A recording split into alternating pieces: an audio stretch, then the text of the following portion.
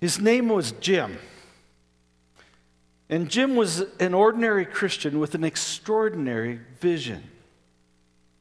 He felt God leading him to reach a particular neighborhood that was very far from God, but also very distant from him culturally, very different from him in the way he had grown up.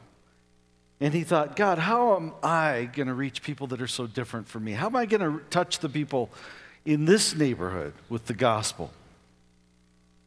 So Jim prayed, he sought wisdom, he tried to figure out what to do, and he felt God stretching him in some extraordinary ways.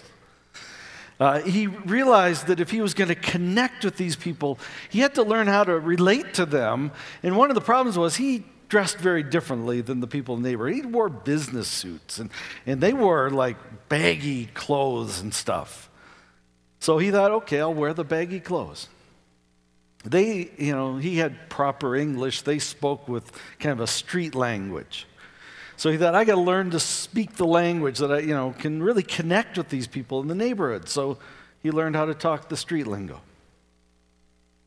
He learned to eat like them, talk like them. And, one other thing, he noticed that the guys in the neighborhood wore their hair very differently. In fact, guess what they did? They shaved it to the skin. Well, that is, except for one part that they grew out really long, and that part they dyed it a different color. Guess what Jim did? Sure enough, he shaved his head, grew out part long, dyed it a different color. And then finally, he took the ultimate plunge and moved right into the neighborhood. And I want to pause the story for a minute and ask you, what do you think Jim's Christian friends thought of Jim at this point? You can guess it, can't you? Jim has gone over the deep end. Jim is a compromiser. Jim has gotten worldly. Jim has become a fanatic. They had all kinds of names for Jim. His church, other people, other churches, they didn't have anything much nice to say about Jim. But before we join those other Christians and churches in calling him those names, I would suggest we call him a different name, and that would be the name missionary. More than that, I would suggest we call him what he was, and that was one of the fathers of the modern mission movement. And why don't we just go ahead and call him by his full name? Jim's full name was James Hudson Taylor. And everything I just said about Jim is true of what Hudson Taylor did. Now, the neighborhood wasn't like right there. The neighborhood was over in the inland part of China. And they did wear baggy clothes. They were called robes. And he learned to wear robes. And it was weird for a British kid, It felt really strange. And he learned to eat their food and speak their language and connect with them. He did the thing with the hair that I described. He learned to connect and present the gospel to them, and he mostly got resistance and persecution for years. And that was from the people in England. He also got resistance and persecution from the people in China. Not many people thanking him anywhere. And yet he had this vision that he had to reach these people for Jesus Christ, and he faithfully did what he did year after year after year. And guess what? A lot of you know, a few years ago when China opened up, lo and behold, there were millions of Christians. Where did they come from? Well, many of them, maybe the majority, could trace their spiritual lineage back to the risk-taking efforts of a guy named Jim. Now, why do I start this way? Well, for a few reasons. One is Jim did what it took. He was willing to stretch. He was willing to be uncomfortable. He went outside of his comfort zone. He was radical because the need was radical. And we want to reach our world today. We got to get radical. I don't know if you know, we're kind of losing the battle overall. I mean, maybe not this church, maybe not your church, but on average in our nation, we're not doing so well. So we need more than, minor dial tweaks. We just need a new sound system. We just need get a drum set or get a bus or what. We need to really think and really be willing to invest and pray and stretch to do what it takes. More than that, Jim knew his mission. He knew what his mission was, and of course that one hasn't changed. He was to go into the world and make disciples. We're called to do the same thing. He also had a set of beliefs and values. And some of those I want to come back to, but he was willing to do what it took to connect, to contextualize without compromise. He was willing to be, as Paul said in 1 Corinthians 9:22, to become all things to all people for the sake of the gospel.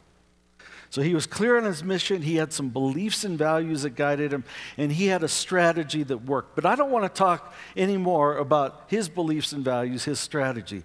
I want to talk about what I think needs to be ours. And here's what I want to do. I call this understanding the secular landscape.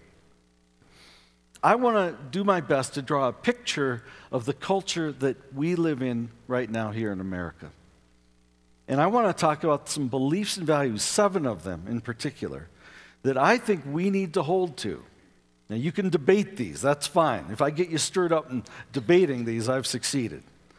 But I think these are biblical and transferable. 7 values that are relevant for a secular culture today. And then at the very end, I want to end with a very brief look at a strategy that our churches can use. We're at an evangelism conference. How do we succeed in evangelism?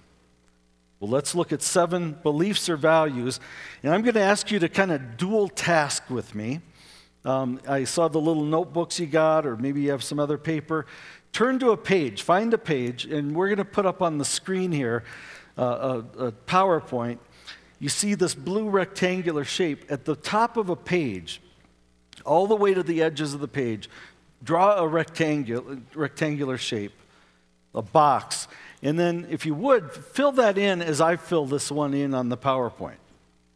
And if you can really dual task, write down these values as we go. And I think this will really help us to understand what we need to do to better reach people in our culture, a secular culture, for Christ. And the first value says this. Number 1, people matter to God and therefore must matter to us. So we'll put the first click on the chart there. There's someone that matters to God. Someone who doesn't know Christ, probably never goes to church or does, on Christmas and Easter, whether he needs it or not. Someone who's not really interested in spiritual matters, but is deeply loved by the Father.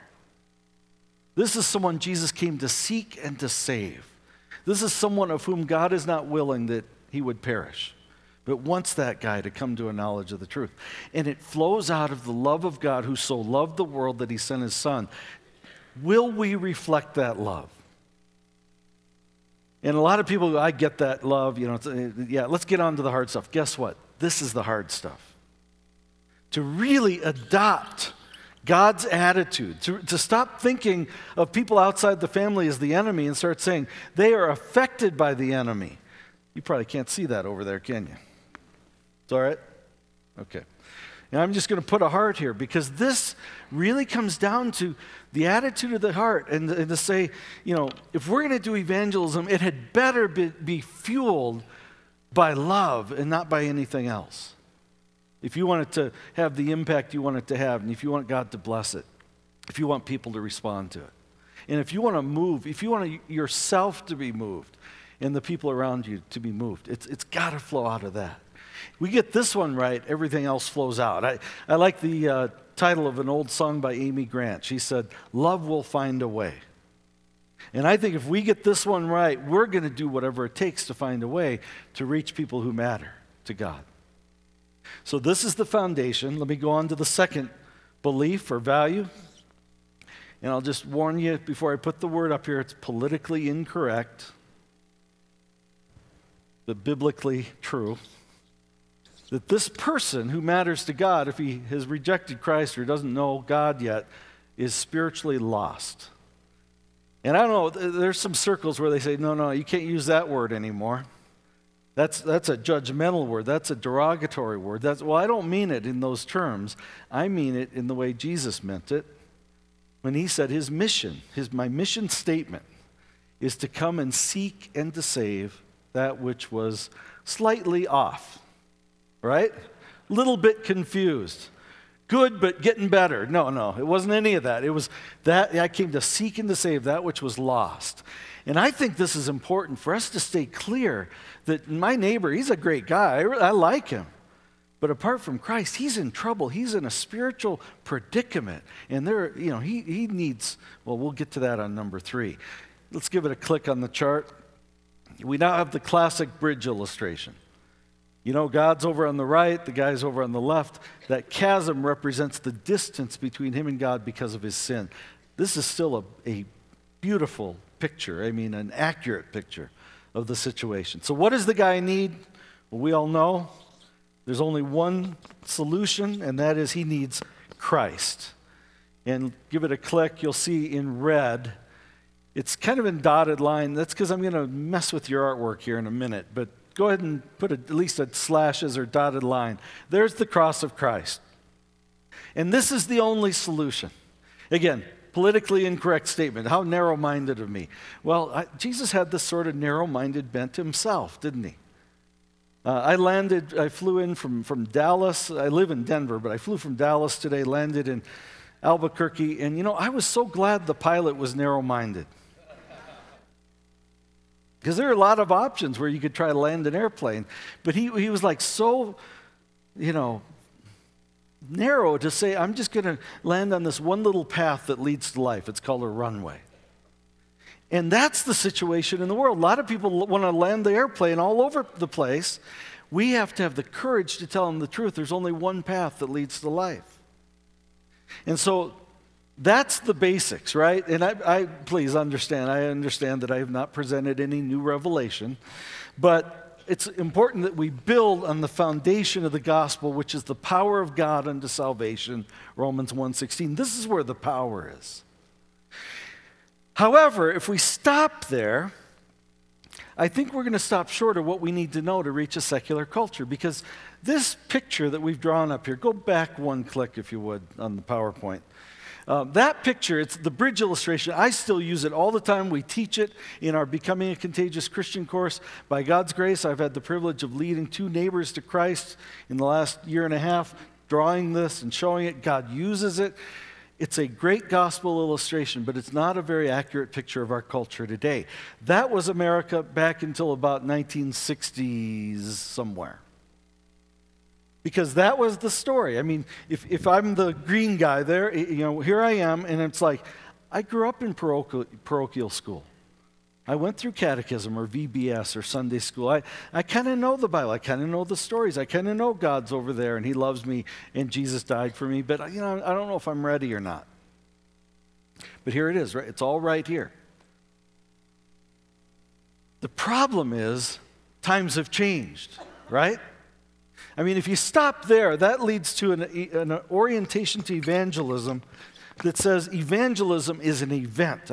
If the guy's standing here, hit him. Let's remind him of what he already knows is true and challenge him. And when we do that, it's like an easy step to say, yes, you just play just as I am, right? Present the truth, and he steps across. And I don't mean that in any, that's a good thing when the culture is right here. And then you can just do an event. But here's what's happened in the last 50, 60 years in our nation. We're moving. So let's go to that next click on the PowerPoint. The landscape is wider than a lot of us realized. Now watch our green guy up here. He's moving to the left. Let's give it another click.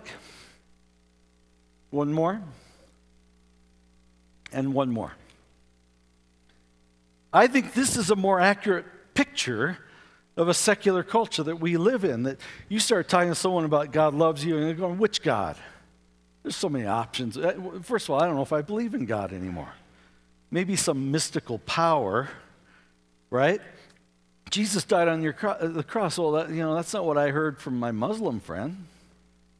And, my Hindu friend told me Jesus is maybe like a guru kind of person, an ascended master, They've moved further and further. They're over there. And so times have changed. We need some new or additional values to add. We don't ever dispense with these. These are foundational always. People matter, they're lost, they need Christ. But I want to talk about 4 more beliefs or values that I would recommend that you consider to incorporate into your thinking in your own outreach, in your personal outreach as well as your church-wide outreach. So let's go on to the 4th one that says this. In addition to those things, people need answers to their questions and objections. And here's why. As people move further and further over, they get more and more fuzzy on what to believe, they get more and more doubtful, and they get more and more questions and objections. And I'll represent that. Let's give it a click. Watch up here. See that red brick wall? Let's give one more. These are what I call intellectual roadblocks. So even if they're over here and they decide they're going to turn back, they get kind of interested. Maybe they talk to you and your faith is interesting. So they're going to move back this way. Bang! They run into this intellectual roadblock. His name was John Swift, a guy who had started visiting our church in Chicago. Some people in the neighborhood said, you know, you got to come to our church. We think you'd like the music. You'd find the message interesting. He wasn't into religion. He said, you know, when you die, there's no heaven or hell. The wild dogs eat your body, and that's the end of it. Kind of a crass guy, but real smart and a good guy. I mean, a good neighbor kind of guy, you know. Well, he started visiting the church and warming up a little bit. He actually joined an evangelistic small group, and he started getting a lot of things figured out. But then, boom, he runs into that brick wall, an intellectual roadblock. Finally, his small group leader called me and said, would you meet with John and try to help answer his questions? I said, sure, if it'll be helpful. He said, yeah, it'd be great. So the 3 of us meet. And John, I remember he sits down and he goes, I'd like to become a Christian. I said, great, we can handle that today. He said, except for one thing. He said, I have a question that, you know, I really need to get answered. I said, John, you don't have to understand everything. You know, I still have questions. He goes, I understand that. But if I'm reading you right, you know, my question it's sort of a big deal. I said, maybe, maybe not. What is it? He said, I don't believe in the resurrection of Christ. I said, you're reading this right. See, I went to seminary. And in seminary, we had this category called biggies. And under it was resurrection of Christ. This is an essential. I said, okay, we got to dive into this one, John. I said, why don't you believe in the resurrection of Christ? He said, because none of the experts do. I said, really?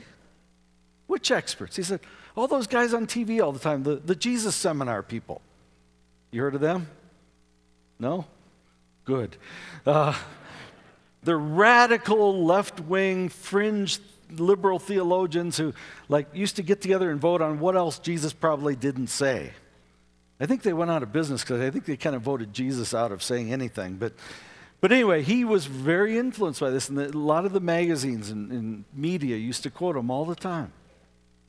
I said, well, what about the other experts? He said, I don't know any other experts. I said, oh, man, we got to show you some. I got to give you some books. You got to do some reading. And before I even gave him any books, we spent an hour, and I gave him some of the basic evidence and arguments for the resurrection.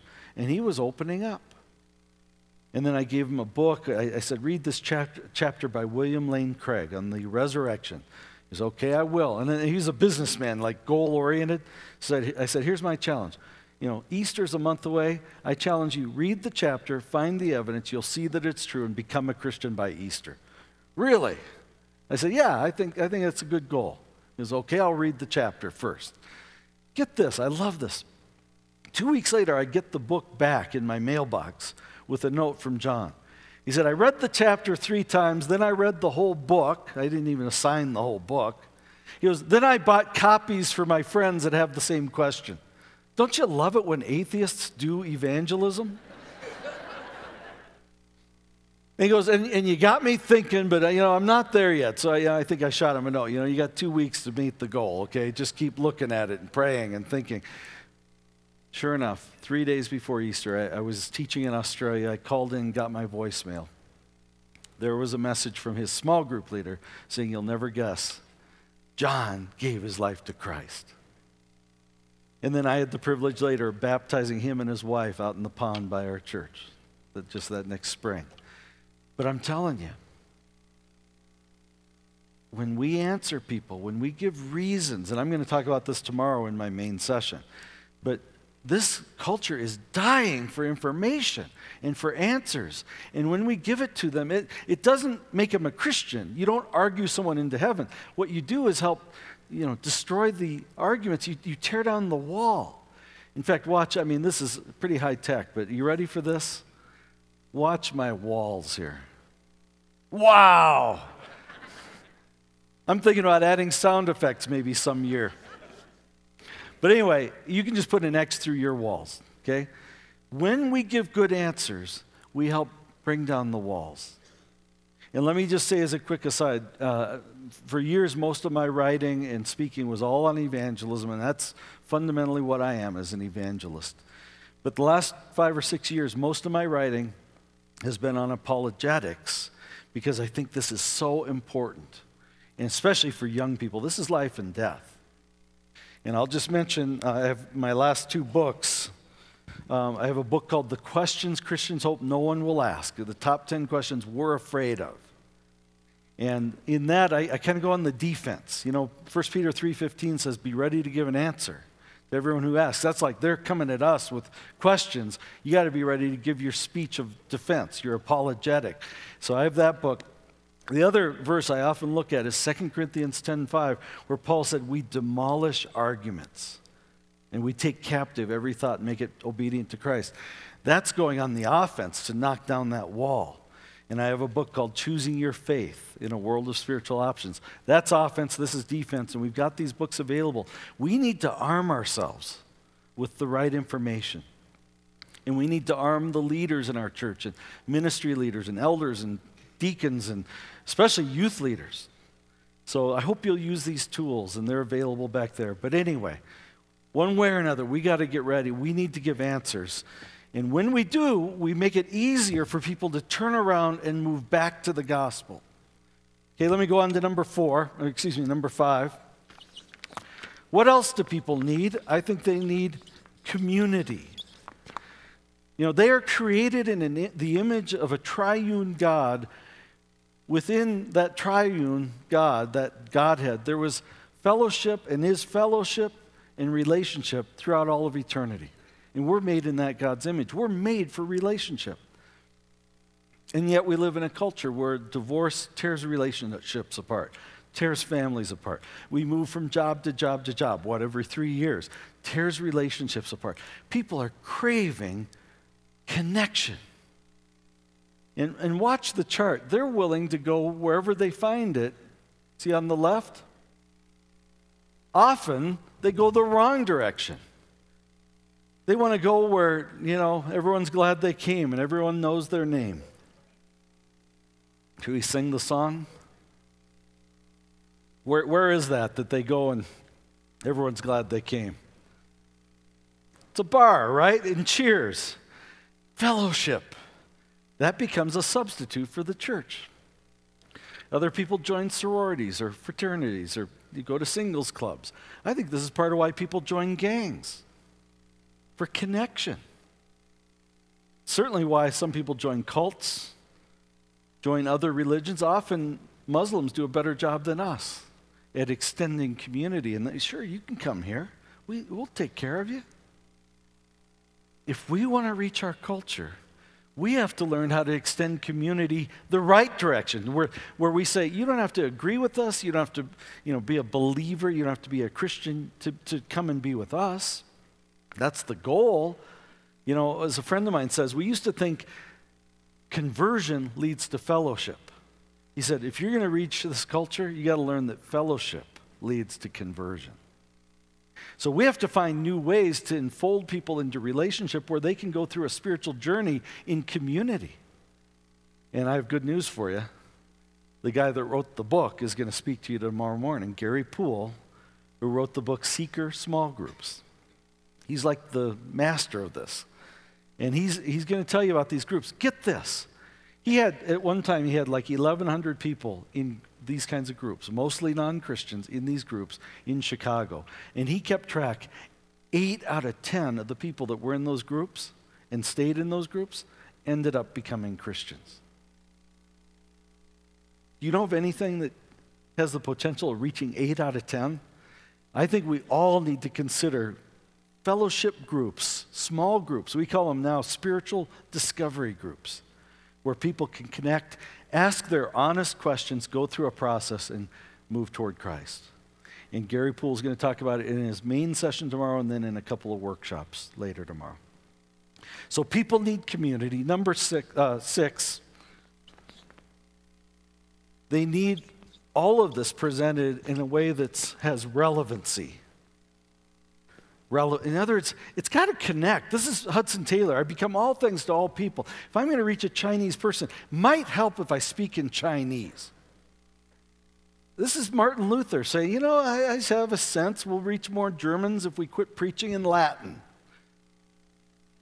And maybe if we actually put the New Testament in German. Well, there's similarities in the world of music. What, you want to reach young people? Don't play your music for them. Play music they will relate to. I know that's a radical thought, right? They ought to like the Bill Gaither Trio. Come on. We need to stretch ourselves. Again, I talked to Hudson Taylor. Can you imagine what it felt like for him to do what he did? You start to say, go back to this one. How much do people matter? That much to change our music?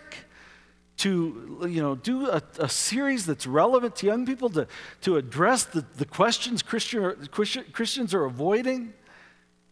Do they matter that? Well, I hope they matter that much. This is an emergency. This value drives us to say, I'm willing to learn to speak to young people in a language they understand. I'm willing to work harder to use illustrations they can relate to. A lot of people want to illustrate, in the Bible they use a lot of farming and ranching illustrations. If you're a farmer or a rancher trying to reach other farmers or ranchers, that's a good way to go. But if you're trying to reach young people in the city, good luck with it. I met a girl at a barbecue shop in California, Southern California. And try ranching illustrations with her. Here's the story. I said, I've had your ribs, they're good, but how about your burgers? How are those? She goes, oh, they're really good. I said, really? She said, yeah, they're Angus beef. I said, really? She said, did you know that only 1 out of 8 beefs is an Angus?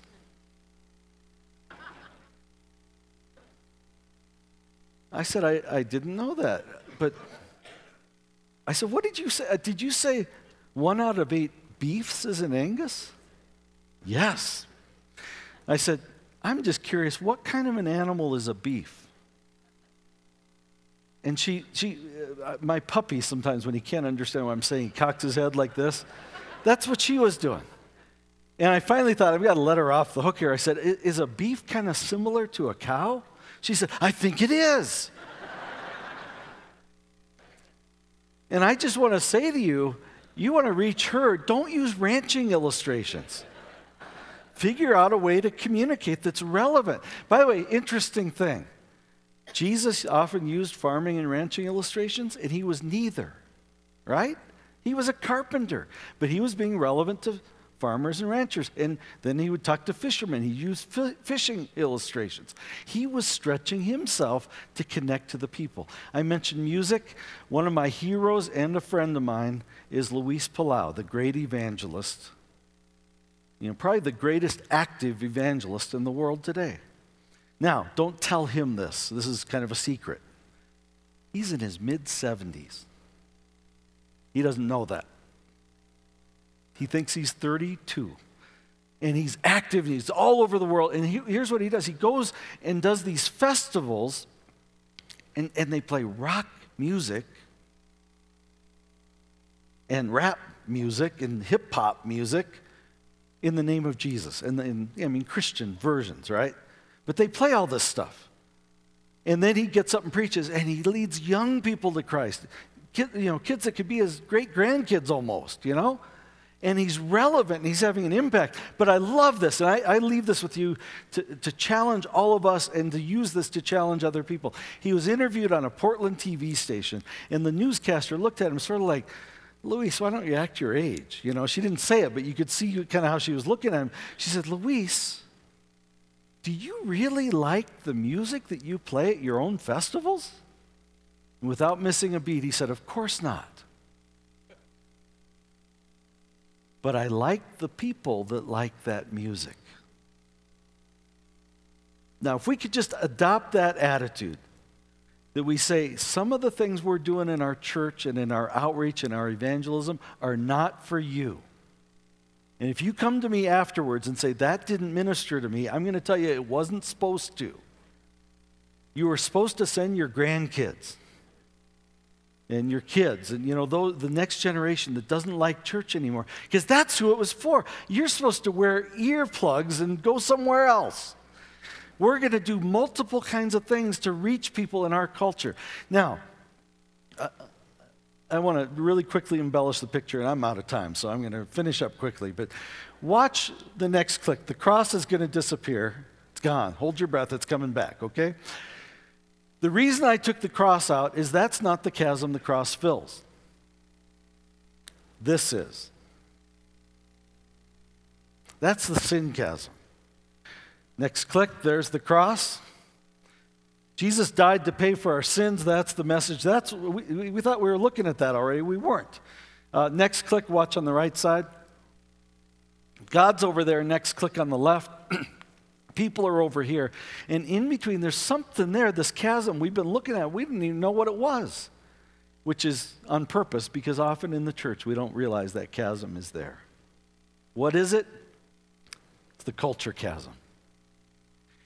And this is why I'm emphasizing relevancy, learning to speak their language, learning to relate to the people, not just young people, people in the neighborhood, people at work, people all over, family members that aren't church people. How do you relate to them?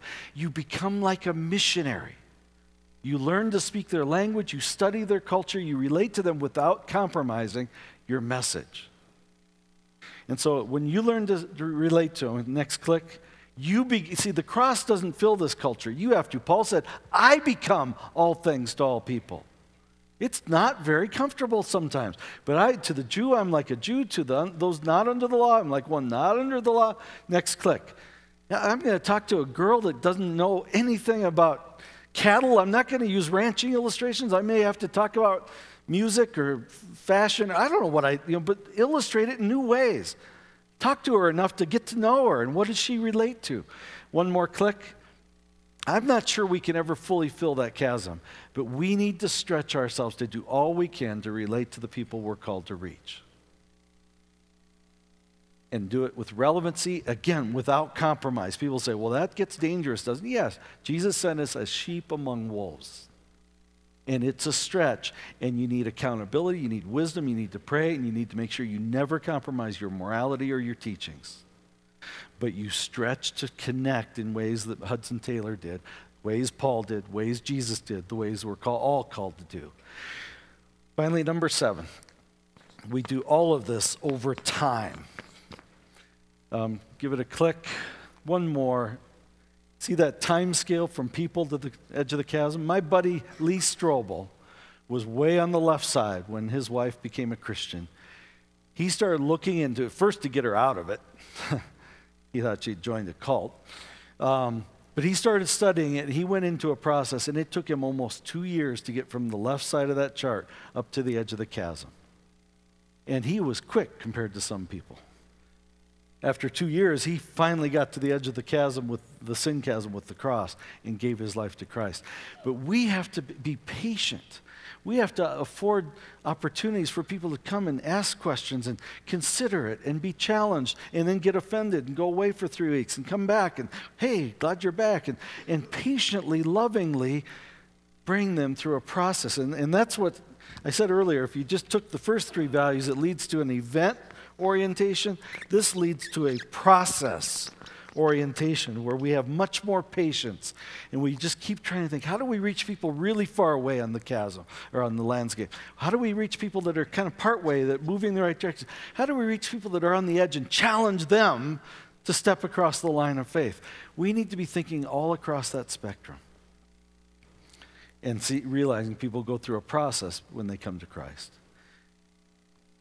Finally, what's a strategy that we're going to use to reach these people?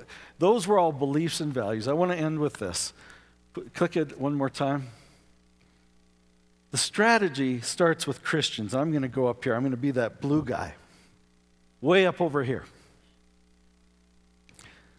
Normally what we do in the church is we stay over here on our side of the chasm. And we say, come on over. You know, it's not that bad. You're going to like it. You like our music? Oh, you don't? Well, you'll learn to. Okay, come on over. You know, we have good potluck dinners. And he's like, oh, you don't like? Well, come on anyway. You'll learn to like them. And, you know, and we're yelling from here saying, come on over. And they're moving. You already see the direction that they're moving. They're moving further and further that way. It's not working very well. And you know what? It's going to work less and less. So here's my question. Jesus gave us some instructions very relevant to this picture. Right before he left, he gave us what we call the Great Commission. What was the first word? Go. Who was he talking to? Us. So the question is, who's supposed to move first? Us. So click it, watch the blue guy. He's supposed to go over there. We're called to go into our world, to be in it but not of it, to get up close to it, to follow the model of Jesus, who was a friend of sinners, which was originally an insult. It was supposed to be. Jesus wore it as a compliment. They thought he was a glutton and a drunkard. Why? Because he hung out with gluttons and drunkards and prostitutes and all kinds of, you know, seedy people. Because they matter and they are lost and they need to know Christ. And so he got out with them and he answered their questions and he extended community and he did it in relevant ways and gave them time to come to him. We need to follow his example and give it a click. See how he's up, the blue guy's up next to the green guy? Give it another click. Walking him toward the cross. Another click. Moving toward the cross of Christ. We need to do what it takes. And I want to end with a challenge. Hudson Taylor got radical. And he helped reach much of China. You know what? The church is growing faster in China than it is here. In fact, it's growing pretty quickly there. It's pretty stagnant here. We need to get radical like Hudson Taylor. Let's do what it takes, brothers and sisters, to reach our culture for Christ. What is your equivalent of shaving your head, growing part out long and dyeing it a different color? Say yes to whatever the Holy Spirit tells you to do. Take risks for the sake of the gospel, and God will use you in a powerful way. God bless.